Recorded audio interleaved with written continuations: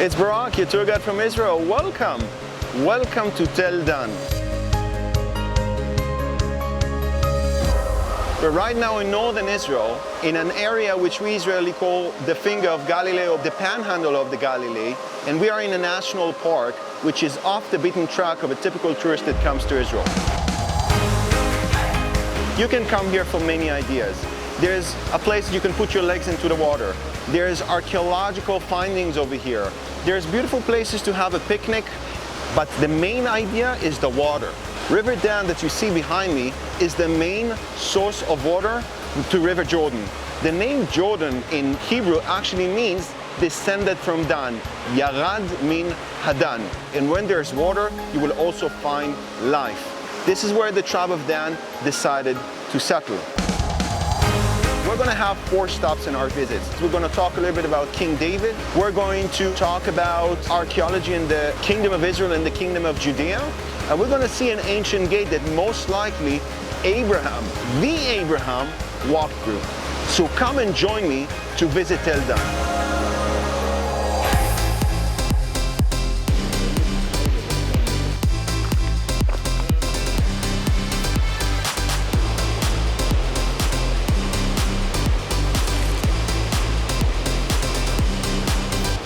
You gotta love the sound of the water, eh?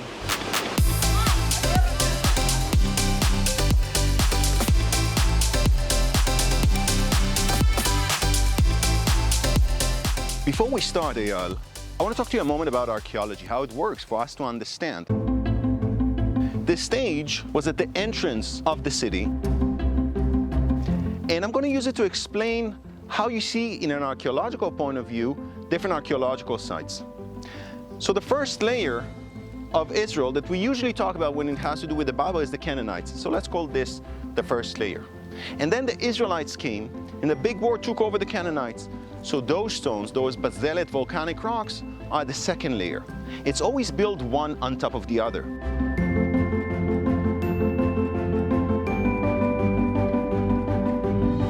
So the different layers you can find in Israel as a whole, first is the Canaanites, then the Israelites, then the Assyrians, the Babylonians, the Persians, the Greeks, the Romans, the Byzantines, the Muslim, the Crusaders, the Ayubs, the Crusaders again.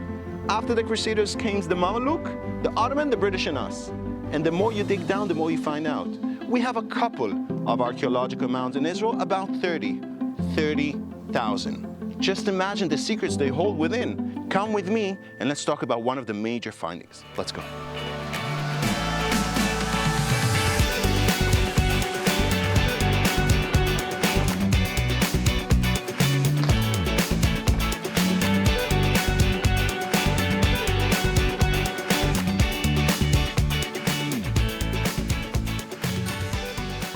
I'm sitting at the entrance of the city and the main gate, and a question that should be answered is how come the tribe of Dan is dwelling over here?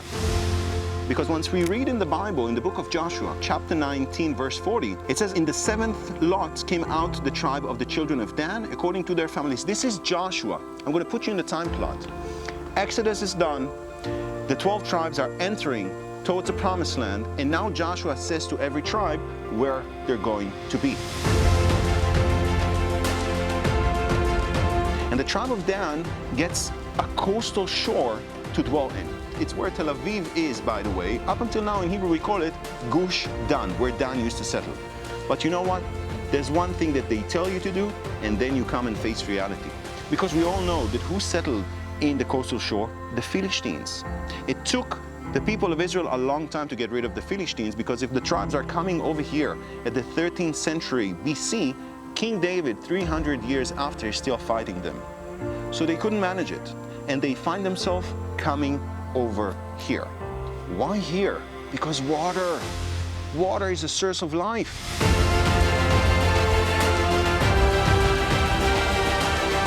And you saw at the beginning of our clip how much water there are over here. So the tribe of Dan originally didn't came here, but facing the Philistines, they had no other choice.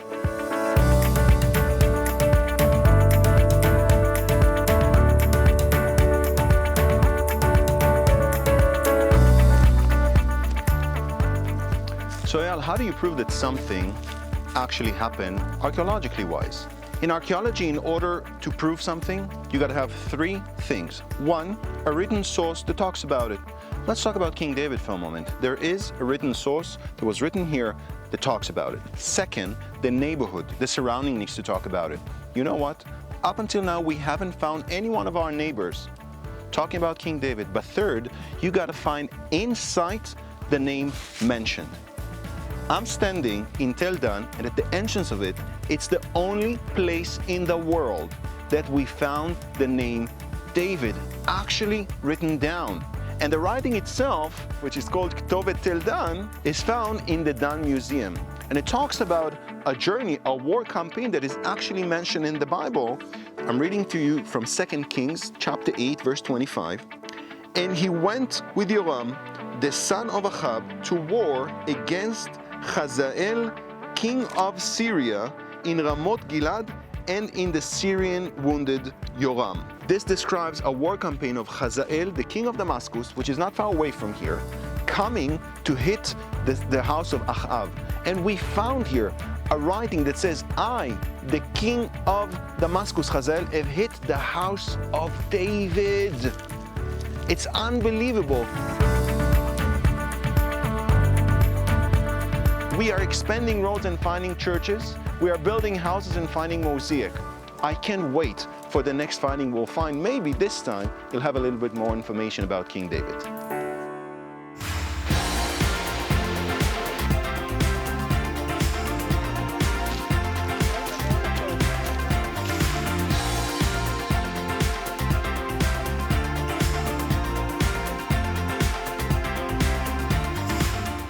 So Eyal, I'm standing next to a mud brick entrance of a city. And this was discovered by mistake. During the excavations over here, they brought a big digger, a big tractor, to figure out how the fortification of the city that we went through looked like, and just cut in the middle. And as they're digging out, the guy who's holding the tractor said, Eureka! He found some kind of a structure, and that structure is what you see behind me. This structure, you can see an arch, and it's all mud bricks, and it still holds, and this is dated to the 17th century BC. And this time I'm going to read from Genesis, and it's very rare that you can read from Genesis and actually point onto something. But in Genesis there is a war that is being described between a coalition of 5 kings, and that coalition of kings captures Lot, the nephew of Abraham, and goes towards Damascus, and Abraham is on his way to come and release him from being captive. And if you read from Genesis, verse 14, and when Abraham heard that his brother was taken captive, he armed his trained servant, born in his own house, 318, and pursued them to Dan, to here.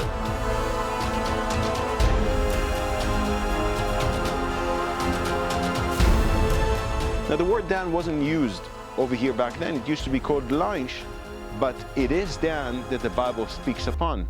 And we can only imagine that this gate, and that's what the archaeologist that dug over here, that excavated over here, says, that if Abraham actually pursued that coalition to Dan, he actually passed through this gate. Just think about it, 3,700 years ago. That's unbelievable. Abraham walking through this gate in order to release his relative Lot.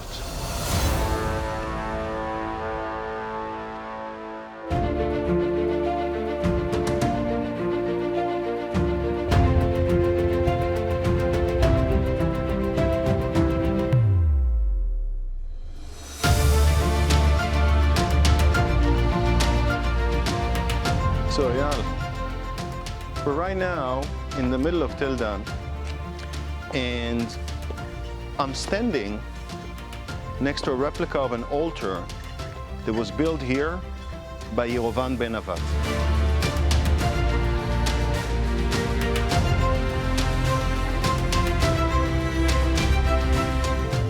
And I want to read from the Bible for a moment. If we read from 1 King, at the end of chapter 11, it says, And Solomon slept with his fathers and was buried in the city of David. his father, and Rehoboam, his son, reigned in his stead. That's it. King Solomon is gone. The word Solomon, Shlomo, has the word shalom in it. That means he had a very peaceful ruling. And right now comes the question, who's going to inherit the kingdom? There's a guy called Yeroboam ben Nevat that hears the news that Solomon is dead, so he comes from Egypt to try and take a part of the country for himself. And the people come to the son of Solomon, Rehoboam, the rightful ruler of the country, and asks him, your father, King Solomon, taxed us very high. He needed to build the temple, and was quite of a building, and he had 1,000 wives. Can you imagine how much shopping it is? And Rehoboam does something very interesting. He calls upon the elderly, and the elderly tells them, take care of what the people are saying. Lower your taxes a little bit in order for them to be satisfied. And then he goes to his friends, the younger generation, and asks them, what do you think that I should do? And they say something very harsh. If my father hit you with whip, I would send scorpions upon you. I will even make it harder. And Rehoboam makes a decision to follow the advice of the younger people. You can imagine the disappointment of the people waiting for a change. As a result for that, the kingdom is departed. From this moment on, Rehoboam will control mainly the area of Judea. That will be the kingdom of Judah. And Yeroboam ben Nevat will control the kingdom of Israel. The kingdom of Israel was the majority of people, 10 tribes. No one's controlling them. Yeroboam ben Nevat knew that they would look for a place to pray. They would look for God. So he says upon them, word by word in the Bible, you don't need to go to Jerusalem. I will build you 2, not 1, alternative spots in order for you to practice your worship. One is in Bethel, which is not far away from Jerusalem, and another one is in Dan. It says word by word in the Bible, Dan. And he got here a golden calf. And the Bible says that the people came here and worship. This was the destruction of the unified kingdom. From this moment on, those 10 tribes that dwelled over here will be conquered by the Assyrians and be gone forever. I think the question that we can take here is a question of leadership. It can go to our personal leadership as parents. How do I educate my kid? Do I get harsh on him? Do I always demand, like the scorpions? Or do I surround him with cotton candy, whatever you want? He want this, you'll get it. He want this, let's go. Well, I think it's somewhere in the middle. A little bit of scorpions, because it's important to have some scorpions in your life. And a little bit of, you know what, cotton candy. It's nice to be sweet, it's not to spoil. But another question that we can take from here is world leadership, company leadership, global leadership. Today, someone is old is like a curse. You know what? Wrinkles are tattoos of experience. Why not take the experience of people who are older and implement it in our lives? But young people comes with innovation as well. Young people come with new ideas, new blood. How can we as a society take the elderly, take the younger, and create a better environment for ourselves? Rehoboam chose the advice of the young over the advice of the elderly. I promise you that if he would have taken the advice of both and would find the middle ground, he would reign over the whole country and things would look much different than today.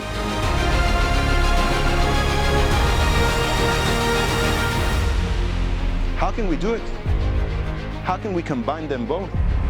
How can we be better parents? Do you know what? That question, I leave to you.